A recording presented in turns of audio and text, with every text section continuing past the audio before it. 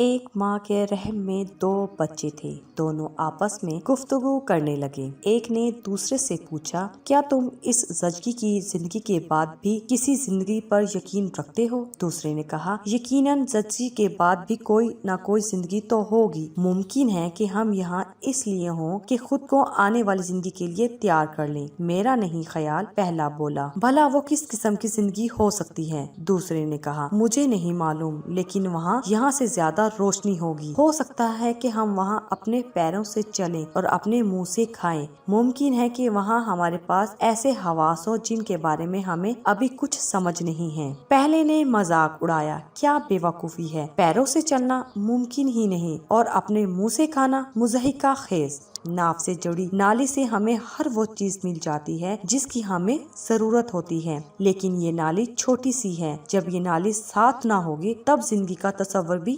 محال ہے۔ دوسرے نے کہا، بہرحال میرا خیال ہے کہ وہاں کچھ نہ کچھ ضرور ہے اور شاید یہاں سے مختلف۔ ممکن ہے کہ وہاں ہمیں خوراک کی اس نالی کی ضرورت ہی نہ ہو اور ہو سکتا ہے کہ ہم وہاں ہوا میں سانس لیں۔ پہلے نے کہا، بالکل فضول، بھلا ہم تو پانی میں ڈوبے ہوئے ہی سانس لے سکتے ہیں۔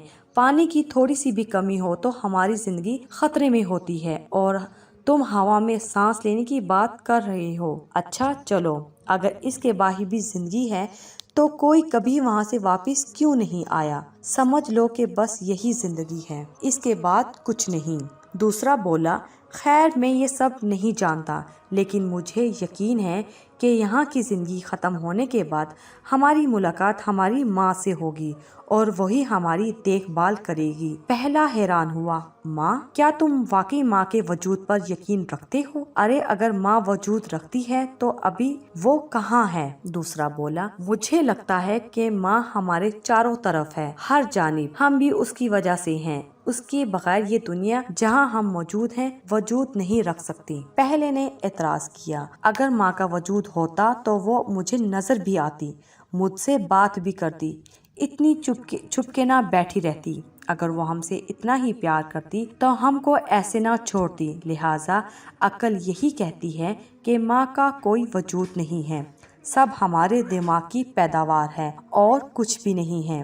دوسرے نے جواب دیا، کبھی کبھی جب ہم خاموش ہوتے ہیں، توجہ دیتے ہیں اور سننے کی کوشش کرتے ہیں تو اس کی موجودگی کا احساس ہوتا ہے، کہیں اوپر سے اس کی محبت بھری آواز سنائی دیتی ہے۔ ہم کو اپنی دھڑکنوں کے ساتھ اس کی دھڑکن بھی محسوس ہوتی ہے، وہی ہماری ماں ہے، بات صرف محسوس کرنے کی ہے۔ کچھ اسی طرح کا حال ہمارا اور ہم سے 70 ماؤں سے زیادہ محبت کرنے والے ہمارے رب کریم کا ہے۔ ہماری اس ویڈیو کو لائک کیجیے، شیئر کیجیے اور دیا انفو کو ضرور سبسکرائب کیجیے۔ شکریہ۔